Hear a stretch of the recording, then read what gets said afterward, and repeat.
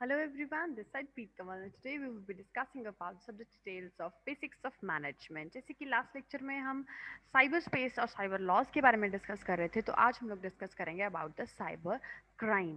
Cyber crime क्या होता है, कैसे वर्क करता है, and how it is there in our market nowadays, और किस तरीके से ये हम सब लोगों को प्रॉब्लमेटिक सिचुएशंस के अंदर डाल सकता है. So that is all about the cyber crime, और इसको कंप्यूटर क्राइम भी बोलते हैं. तो नॉर्मल क्राइम जो होता है वो हम नॉर्मली फिजिकली या किसी की चीज़ को चुरा लेना, या किसी को कोई गलत इन्फॉर्मेशन प्रोवाइड करना, या गलत तरीके से किसी से पैसे लेना. सो दीज ऑल थिंग्स जो हम हमारी नॉर्मल लाइफ में होते हैं उसे हम क्राइम बोलते हैं, जो कि किसी की जानकारी के बिना अगर कोई काम किया जाता है या उसका कोई नुकसान किया जाता है तो उसे हम क्राइम बोल देते हैं. इसी तरीके से जो कंप्यूटर क्राइम है उसके अंदर कंप्यूटर और नेटवर्क ये दोनों चीज़ें इन्वॉल्व होती हैं. तो जो कंप्यूटर है उसको एक कमीशन भी बोल सकते हैं, क्राइम का एक जरिया, एक रास्ता भी बोल सकते हैं, तो इसलिए उसे साइबर क्राइम के नाम से जाना जाता है. तो cyber crime is basically offences that are committed against individuals or group of individuals with a criminal motive, right? तो उस तरह के जुर्म, offenses means जुर्म जो किए जाते हैं, जो किसी एक पर्टिकुलर इंसान के अगेंस्ट या एक ग्रुप ऑफ पर्सन्स के अगेंस्ट होते हैं, जिनको क्रिमिनल मोटिव से किया जाता है ताकि इंटेंशनली किसी की रेप्यूटेशन को हार्म किया जा सके, उसे फिजिकली या मेंटली नुकसान पहुंचाया जा सके directly or indirectly using the modern telecommunication networks such as internet, chat rooms, emails, notice boards, groups, mobile phones, SMS, MMS, किसी भी तरीके से. तो इस तरह के जो क्राइम्स होते हैं they threaten the national security and the financial health of the persons. So इस इन सब चीज़ों को जो जिसके अंदर कंप्यूटर और नेटवर्क इंसर्टेड होता है उनकी हेल्प से जो क्राइम्स किए जाते हैं, या गैजेट्स की हेल्प से, जो इलेक्ट्रॉनिक मीडिया की हेल्प से जो क्राइम्स किए जाते हैं, उन्हें जनरली साइबर क्राइम्स का नाम दिया जाता है, right? So next is the types. कौन कौन से टाइप्स होते हैं इसमें? इंटरनेट चाइल्ड पोर्नोग्राफी होती है, इलीगल गैम्बलिंग होती है, देन आइडेंटिफाई थेफ्ट होता है, स्टोरिंग इलीगल इन्फॉर्मेशन होती है, और फ्रॉड होते हैं, राइट? तो ये सारी टाइप्स हैं. अलग अलग तरह के हमारे पास साइबर क्राइम्स जो हैं, कंप्यूटर क्राइम्स जो हैं वो हो सकते हैं. इसमें बिजनेस के लिए अलग से होते हैं, जो पर्सनल क्राइम्स हैं वो अलग हैं, फाइनेंशियल क्राइम्स हैं. तो वो सारे इन्हीं सारे चीज़ों के अंदर वो सारी चीज़ें जो हैं वो हमारी कवर हो जाती हैं. कुछ क्राइम्स पर्सनल होते हैं, कुछ क्राइम्स बिजनेस लेवल के ऊपर होते हैं, कुछ फ्रॉड्स होते हैं वो किसी भी लेवल के ऊपर हो सकते हैं, राइट? तो इस तरह से हमारा जो लेवल्स हैं वो अलग अलग हो सकते हैं. कुछ ऑफिस सिक्योरिटी के अंदर कुछ क्राइम्स हो सकते हैं, कुछ फाइनेंशियली कुछ क्राइम्स जो हैं वो हो सकते हैं उसके अंदर. तो अब इंटरनेट पोर्नोग्राफी क्या होती है? Producing, possessing or distributing images of minors engaged in some sexual information. तो इस तरीके से अगर कोई अंडर द एज ऑफ 18, अगर कोई माइनर्स जो हैं उनकी इमेजेस को किसी गलत तरीके से डिस्ट्रीब्यूट किया जाता है बिना उनकी नॉलेज के, तो that is also called as a cyber crime, right? तो अंडर द लॉ इस चीज़ को, चाइल्ड प्रोनोग्राफी जो है, पोर्नोग्राफी जो है, इसको बंद होना चाहिए. बाय मीन्स ऑफ इंटरनेट ये चीज़ जो है इजीली इसको अकम्प्लिश कर लेते हैं लोग, तो इसको एक साइबर क्राइम बोला जाता है if the person is not knowing about the leakage of their pics और वीडियोज़.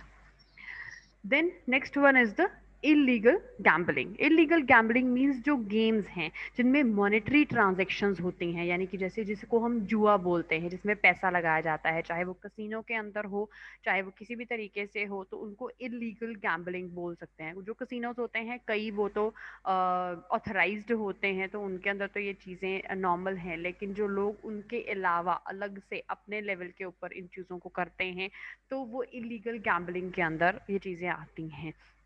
तो उसमें जब मॉनेटरी ट्रांजैक्शंस जो हैं वो क्रेडिट कार्ड्स, बैंक अकाउंट्स के थ्रू की जाती हैं, तो उनको इलीगल कंसिडर किया जाता है। जिन गेम्स के अंदर इस तरह से ट्रांजैक्शंस होती हैं, मॉनेटरी ट्रांजैक्शंस होती हैं जिसमें पैसा इन्वॉल्व होता है।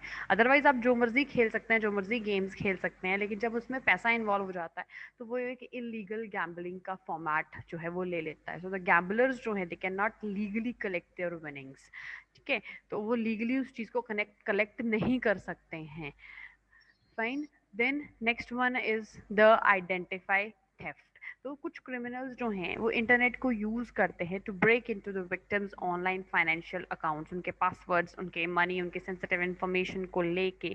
दो वो उस तरह से अगर वो इंटरनेट को यूज करते हैं उनके फाइनेंशियल अकाउंट्स को हैक करने के लिए ताकि उनको उनसे वो मनी ट्रांजेक्ट कर सकें, तो that is an identified theft. Then others create online centers for trafficking stolen identity information।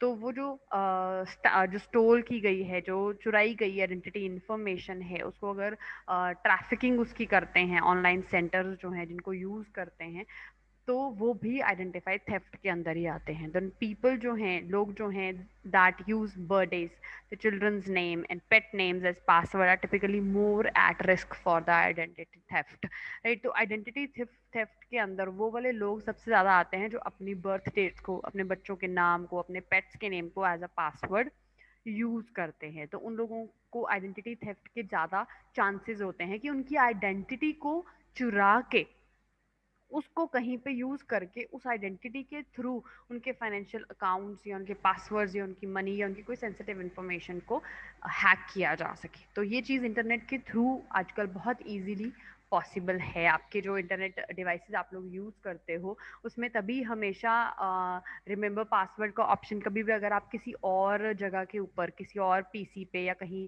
किसी कैफ़े में जाके अगर आप पीसी यूज़ कर रहे हो या कोई भी आप सिस्टम को यूज़ कर रहे हो, तो उसके अंदर कभी भी अपनी आईडीज़ और पासवर्ड्स और अपनी जो ट्रांजैक्शंस हैं उनके जो चीज़ें हैं उनको नहीं सबमिट करना चाहिए। और अगर करते हैं आप तो उसको रिमेंबर कभी नहीं करना चाहिए, रिमेंबर माय पासवर्ड पे कभी क्लिक नहीं करना चाहिए। कहीं से भी आप अपनी ईमेल आईडी को लॉगिन कर रहे हैं या अपने जो आपके बैंक अकाउंट्स हैं उनको अगर आप असेस कर रहे हैं किसी और सिस्टम के थ्रू, आपके घर पे नहीं है या आपका अपना मोबाइल फ़ोन भी अगर हो, तो उसमें भी आपको बहुत सारे पासवर्ड्स और इस तरह से रखने चाहिए कि वो आपकी बर्थ डेट, आपके बच्चों के नाम या आपके नाम या आपके मम्मा पापा के नाम या आपके पेट के नाम के साथ मैच ना करें। कुछ डिफरेंट तरीके के पासवर्ड्स रखें ताकि आइडेंटिटी थेफ्ट से एटलीस्ट आप लोग जो हैं वो बच सके। जो अगर डिफिकल्ट, जितना डिफिकल्ट पासवर्ड होगा जिसमें नंबर्स, न्यूमरल्स, कैपिटल, सिमिलर और जो स्पेशल कैरेक्टर्स हैं, अगर उन चीज़ों का मिक्सचर होगा आपके पासवर्ड का तो उसको क्रैक करना उतना ही ज़्यादा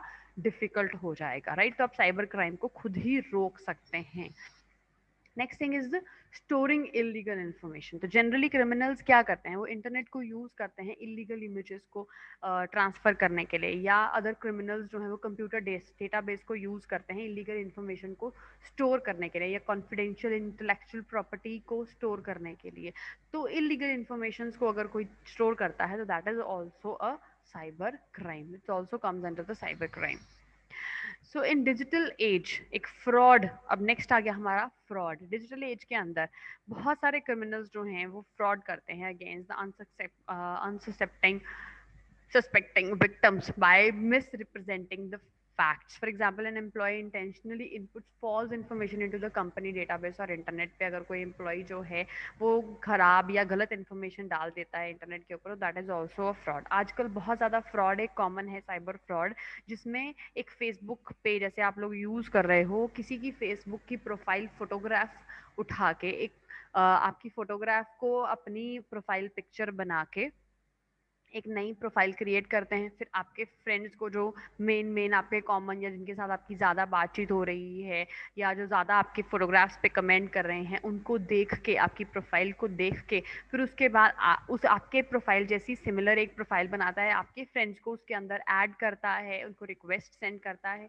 ऐड ऑन करता है, and then after they are asking for money that we need some money please transfer. तो समटाइम्स व्हाट हैपेंस इज कि आपके जो नोन्स हैं वो आपको अच्छे तरीके से जानते हैं, दे नो दैट अगर आप उनसे पैसे मांग रहे हो तो दैट मीन्स कि कुछ कुछ बहुत ज़रूरी बात होगी।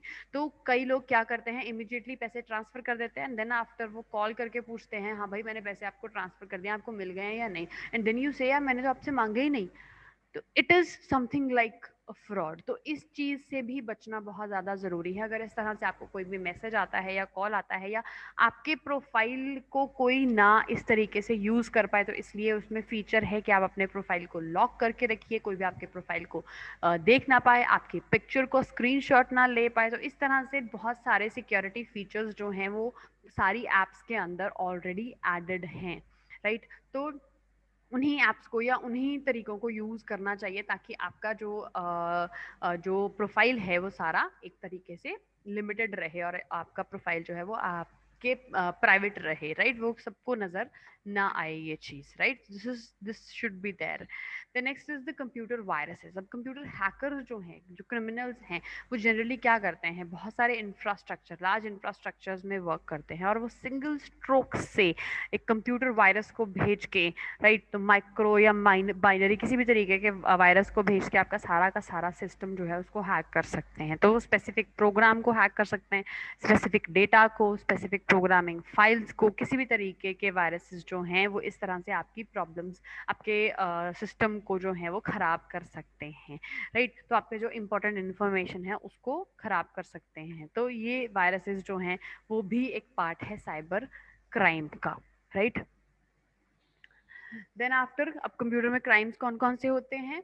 देन इज पासवर्ड है, फायरवॉल है, अटैचमेंट ऑफ ईमेल है, एंटीवायरस सॉफ्टवेयर है, राइट। तो उसके अंदर पासवर्ड्स में आपका जो लेंथ ऑफ पासवर्ड है, जैसे मैंने ऑलरेडी बताया, तो इसको हमेशा कभी भी या नंबर्स या ओनली अल्फ़ाबेट्स ऐसे नहीं रखना चाहिए। उसमें alphabets, numbers, capital, small, special character, सब चीज़ों को ऐड ऑन करके फिर आपको अपना पासवर्ड जो है उसको डिसाइड करना चाहिए। एंटीवायरस सॉफ्टवेयर अपने सिस्टम के अंदर हमेशा डाल के रखना चाहिए।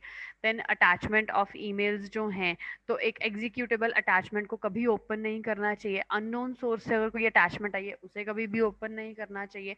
तो हमेशा ध्यान से, जो डबल फाइल एक्सटेंशन वाली हैं उनको तो बिल्कुल ही ओपन नहीं करना चाहिए। जो एग्जीक्यूटेबल फाइल्स होती हैं, अगर आपको कोई भेजता है जिसमें डबल 2 टाइम्स exe.exe.exe लिखा हुआ, उसको तो बिल्कुल भी ओपन नहीं करना चाहिए। तो that can be virus, right. Then firewalls जो है, तो उसको हमेशा अपने कंप्यूटर सिस्टम में, अपने लैपटॉप्स में, जहाँ पे भी आप यूज़ कर रहे हो, फ़ोन्स में तो इनबिल्ट ही होते हैं। तो कंप्यूटर सिस्टम या लैपटॉप्स के अंदर आपको फायरवॉल्स जो हैं उनको वाया मॉडेम, अगर इंटरनेट आप यूज़ कर रहे हो तो ज़रूर यूज़ करना चाहिए फायरवॉल्स, क्योंकि वो आपको बता देते हैं कि ये चीज़ डाउनलोड करने लायक है, ये नहीं है, right. So when a criminal जो प्रिपेयर करता है crime, so it is likely criminal did everyone a favor by calling attention and lapse in security of computers. तो जो criminals हैं उन्होंने तो अपना काम करना ही, उन्होंने तो horrible activities करनी ही है। तो rather than blaming them for the crime, so better option is कि हम लोग अपने आप को जो है उस चीज़ से सेव करके रखें,